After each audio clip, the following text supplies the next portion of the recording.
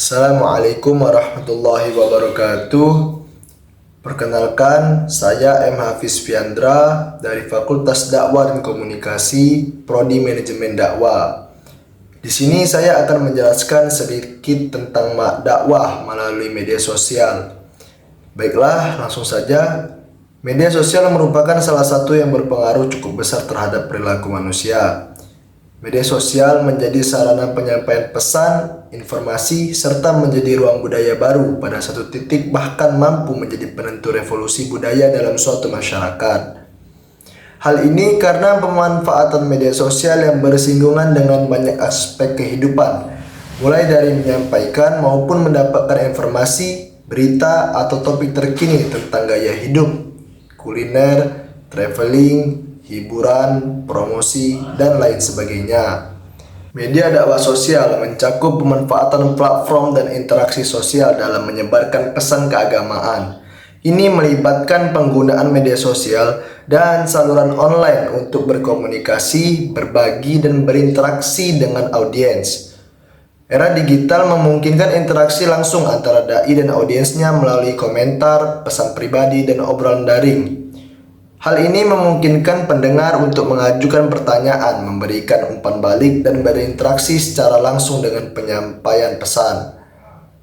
Kemudian, metode dakwah pada zaman Nabi dibandingkan dengan metode dakwah pada era teknologi ini sangatlah berbeda, di mana dakwah pada zaman Nabi SAW telah diberikan petunjuk dan waktu oleh Allah Subhanahu wa Ta'ala untuk menyeru kepada jalannya. Saat ini, perkembangan zaman menjadikan dakwah semakin kompleks, baik internal maupun eksternal.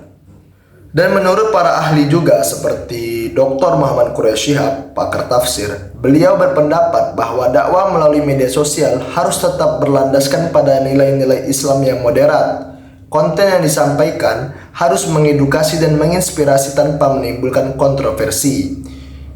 Terus menurut Ustaz Abdul Somad juga, penceramah, menekankan bahwa dakwah digital harus tetap bersifat interaktif. Beliau menyarankan agar para dai aktif menjawab pertanyaan dan berdialog dengan audiens untuk membangun hubungan yang lebih baik. Metode dakwah yang digunakan oleh para dai dan daiyah di media sosial, metode yang digunakan oleh para dai dan iyah banyak beragam. Di antaranya menggunakan fitur upload video pada media sosial seperti YouTube, Instagram, TikTok, dan Facebook yang memberikan kemudahan kepada para dai untuk membagikan materi dakwahnya kepada masyarakat ataupun melalui fitur live streaming di media sosial baik di YouTube, Instagram, TikTok, dan Facebook.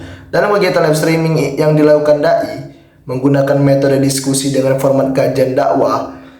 Metode ini dilakukan oleh dai setelah selesai menerangkan materi dakwahnya terlebih dahulu, dan kemudian memberikan kesempatan kepada mad'u yang hadir baik secara langsung ataupun online dalam live streaming untuk memberikan pertanyaan. Kemudian melalui fitur upload foto, di mana melalui fitur ini para dai menyampaikan dakwah melalui gambar maupun tulisan yang mengandung makna-makna materi dakwah yang dapat dipahami oleh kalangan masyarakat.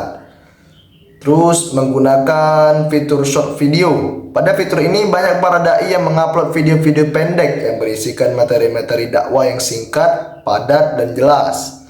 Kemudian dengan metode podcast atau siaran web tanah liar. Metode ini merupakan metode yang digunakan dengan mengunggah suara berupa video atau audio yang dapat diunduh melalui internet. Berdasarkan penelitian yang dilakukan oleh Nikmah tahun 2020, diketahui bahwa 90% responden menggunakan smartphone sebagai alat atau sarana untuk mencari informasi terkait kajian dakwah Islam. Hal ini menunjukkan bahwa materi yang disampaikan melalui media sosial sangatlah efektif.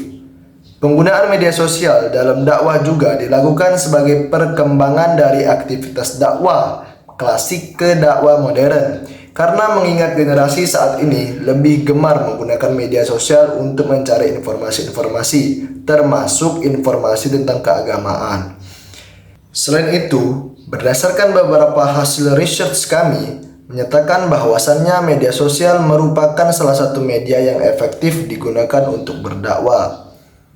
Namun, terdapat beberapa tantangan dan hambatan yang perlu dihadapi dalam pemanfaatan media sosial dalam dakwah. Pemanfaatan media sosial dalam dakwah dihadapkan pada tantangan serius terkait penyebaran informasi yang menyimpang dari ketentuan hukum, adat, dan agama. Fenomena seperti anak muda yang dengan bebas memposting foto bergandengan tangan dengan pasangan yang bukan mahramnya dan menyebarkan informasi yang bertentangan dengan ajaran agama menjadi contoh nyata dari tantangan tersebut. Banyak pengguna media sosial yang belum memahami dengan baik tentang bagaimana berinteraksi dan menyebarkan informasi dengan benar dan sesuai dengan nilai-nilai agama. Kemudian kurangnya pemahaman etika bermedia sosial dapat mengakibatkan penyebaran informasi yang tidak akurat, fitnah, atau bahkan penyebaran konten yang bertentangan dengan ajaran agama. Selain itu, kurangnya literasi digital juga menjadi hambatan dalam menyampaikan pesan dakwah secara efektif di media sosial. Jadi, dakwah melalui media sosial ini sangat banyak membantu dan banyak memiliki dampak positif. Namun, tidak bisa dipungkiri juga bahwa dakwah melalui media ini mempunyai tantangan dan resiko juga, seperti yang sudah saya jelaskan tadi. Maka dari itu diharapkan kepada para dai dan daiyah agar bisa memanfaatkan teknologi ini semaksimal mungkin untuk berdakwah. Mungkin ini saja yang dapat saya sampaikan. Jika ada salah kata saya mohon maaf. Kepada Allah saya mohon ampun. Wabillahi taufiq wal hidayah. Wassalamualaikum warahmatullahi wabarakatuh.